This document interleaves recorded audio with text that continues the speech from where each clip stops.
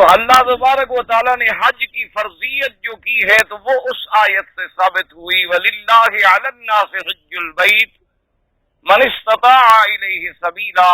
وَمَنْ كَفَرَ فَإِنَّ اللَّهَ غَنِيٌّ عَنِ الْعَالَمِينَ۔ اللہ پاک نے ارشاد فرمایا کہ جو شخص صاحب استطاعت ہے اس پر زندگی میں ایک دفعہ حج فرض ہے، اور آگے لفظ ہے کہ وَمَنْ كَفَرَ یعنی جو انکار کرے۔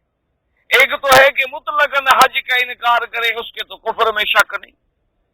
ایک یہ ہے کہ انکار تو نہیں کرتا لیکن بلا وجہ دولت مند ہونے کے باوجود بھی حج پہ جانے کی تمنا نہیں کرتا، خواہش نہیں کرتا، کوشش نہیں کرتا،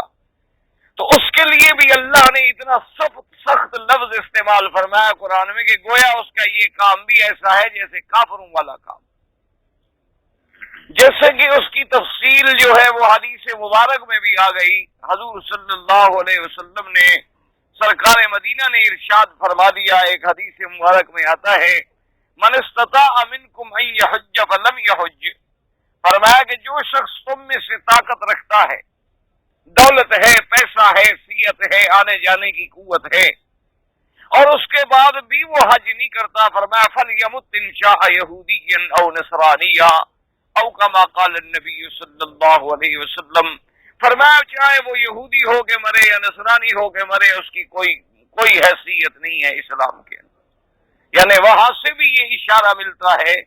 کہ حج اتنا سخت حکم ہے کہ اس میں تساہل اور تغافل جو ہے اللہ تبارک و تعالیٰ کے ہاں اتنا شدید ہے کہ حضور نے فرمایا کہ وہ یہودی ہو کے مرے تو کوئی نہیں، نصرانی ہو کے، یعنی گویا ملت اسلام سے تعلق نہیں۔